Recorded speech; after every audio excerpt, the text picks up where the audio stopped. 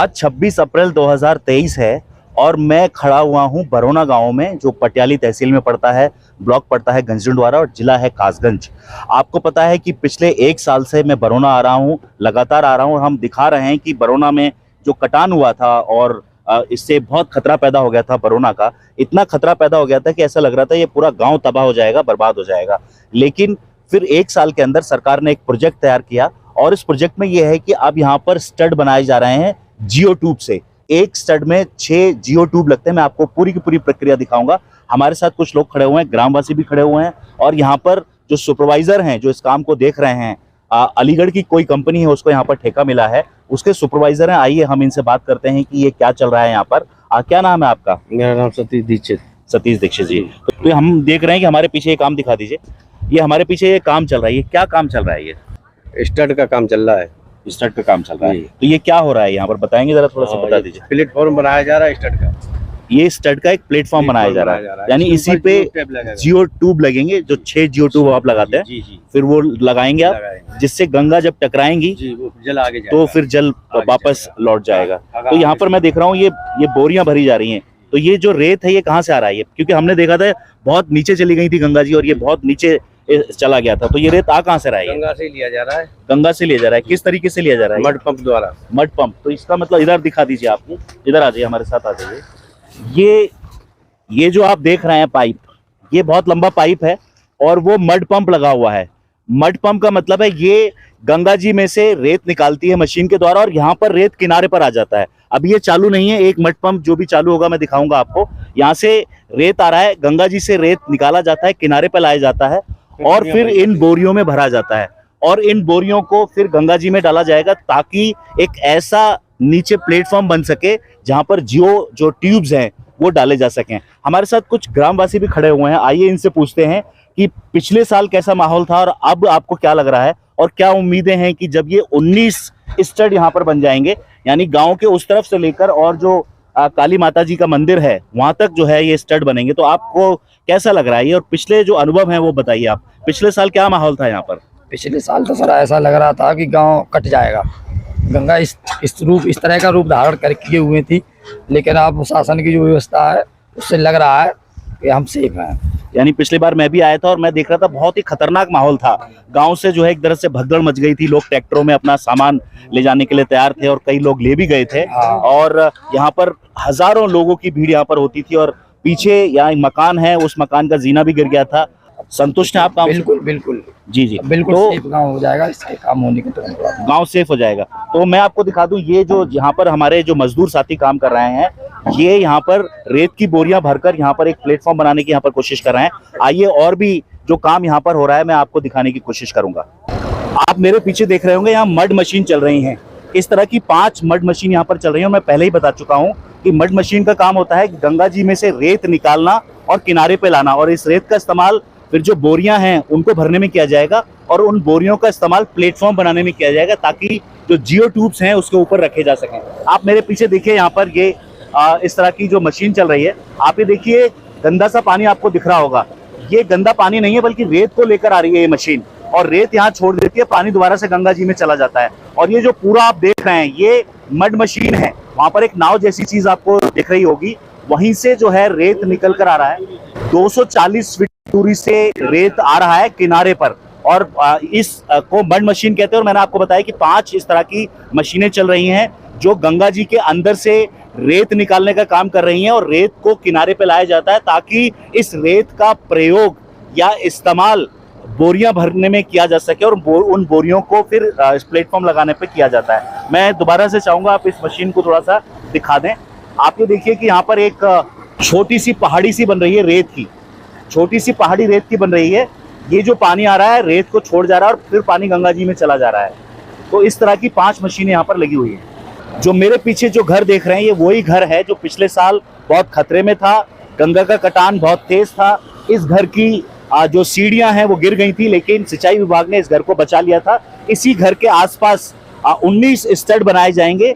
Stud का मतलब होता है कि बहुत बड़ी एक पहाड़ सी चीज बनाई जाती है, जिससे गंगा जी का जल टकराकर दोबारा से गंगा जी में चला जाएगा। तो हम समझते हैं कि अगर ये काम पूरा हो गया, और जैसा मुझे बताया जा रहा है जो सुपरवाइजर हैं यहाँ पर, उन्होंने ये बताया कि ये काम बरसात से पहले कंप्लीट कर लिया जाएगा। तो हम समझते हैं कि जो बरौना गांव में बाढ़ का खतरा था, जो बरौना गांव में कटान का खतरा था, वो खतरे को टाला जा सकता है। अब ये स्टड कैसे बनते हैं, इसके स्टड बनने की प्रक्रिया मैं आपको दिखाऊंगा, आप मेरे साथ चलिए। तो मैं सुपरवाइजर साहब के साथ आया हूँ।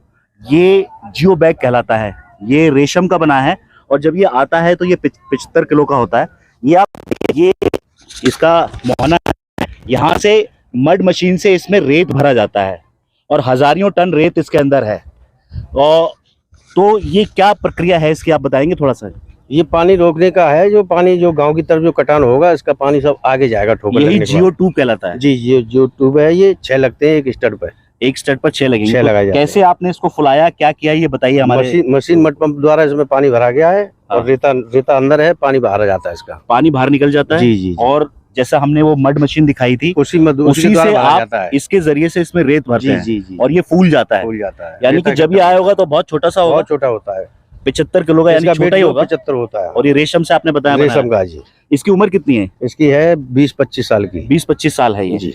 और इसको खतरा किन किन चीजों से है? बस जलने से और कटने से। मतलब कोई काटे ना और जलाए ना, तो ये ना। 25-30 साल चल जाएगा। बिल्कुल बरकरार चलता है। अच्छा, इसके ऊपर मैंने सुना है कि जब ये तैयार हो जाएगा तो रोड भी इसी के ऊपर बनेगा? नहीं, रोड तो उस साइड में हो जाएगा ना। अच्छा, किनारे से बनेगा? किनारे से बनेगा। जगह इतना हो जाएगा यहाँ एक बार सैलाब आने के बाद में कि ये सब जितना भी दिख रहा है यहाँ सब जो है मिट्टी का, जहाँ सिल्टअप ही सिल्टअप मिलेगा। आइए मैं दिखा देता हूँ ये जियो ट्यूब कितना बड़ा होता है। देखिए, आइए देखिए, 20 मीटर का होगा, 20 मीटर। ये 20 से 20.5 मीटर का बता रहे हैं कि ये जियो ट्यूब इसकी होती है होता 4 है मीटर और चौड़ाई 4 मीटर होती है।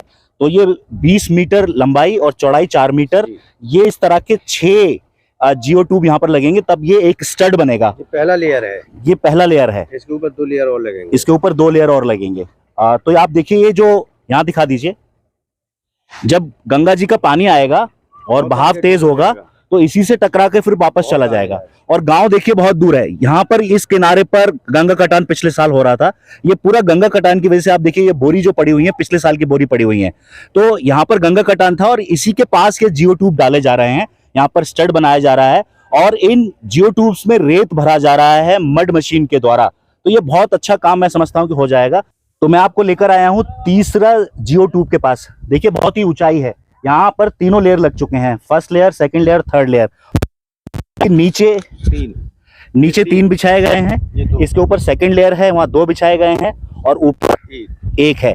यानी इस तरह से 6 जियो ट्यूब एक स्टड में हो गए। तो ये देखिए बहुत ही मजबूत है, ये बहुत ही ज्यादा ये मजबूत है। यहाँ पर मैं हाथ मार रहा हूँ तो मुझे दर्द हो रहा है, ये पत्थर जैसा बन गया है। और दूसरी बात मैं आपको बता दूं कि एक स्टड में और दूसरे स्टड में करीब 45 मीटर का फर्क है।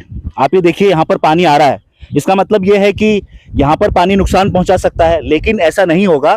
यहाँ पर फिर जियो बैग्स डाले जाएंगे।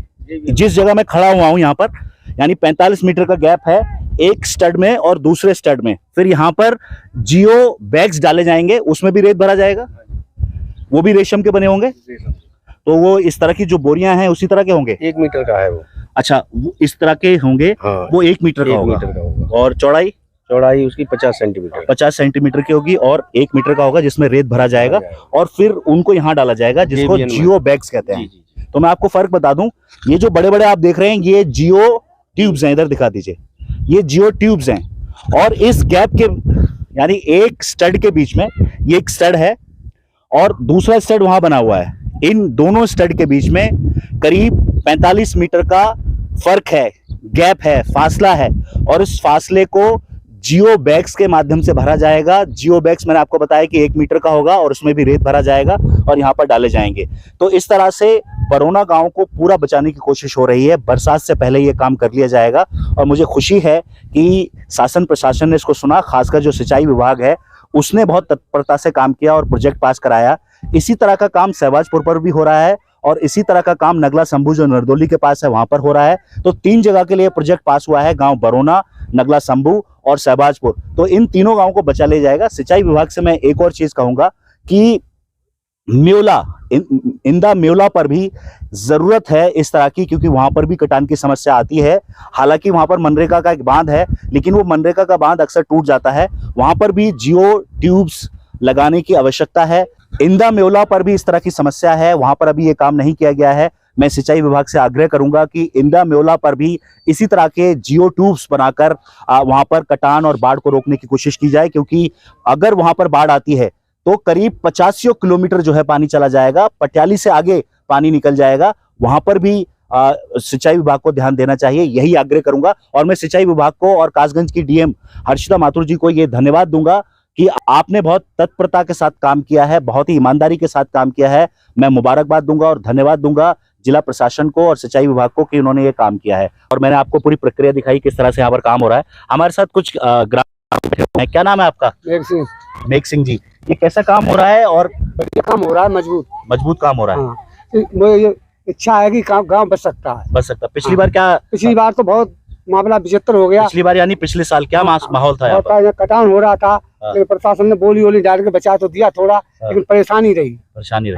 तो अब आपको लग रहा है जो ये काम हो रहा है इससे गांव बच जाएगा? इससे हम उम्मीद है कि बच सकता है। आप क्या कहेंगे? अब बिल्कुल सेफ हो जाएगा। सेफ हो जाएगा। हाँ। पिछले साल में यहाँ पर आया था तो बहुत दुख का माहौल था, लोग उदास थे और सोच रहे थे गांव बचेगा कि नहीं बचेगा। यहाँ पर भगदड़ मची हुई थी, ट्रैक्टर से लोग अपना यहाँ पर सामान ले जा रहे थे, इधर उधर कर रहे थे। लेकिन ये जो ट्यूब्स आए हैं इनके बनने से मुझे लगता है कि अब गांव बच जाएगा। और देखिए कि अभी तो गंगा जी में जल स्तर कम है, लेकिन बारिश में ये जल स्तर बढ़ेगा।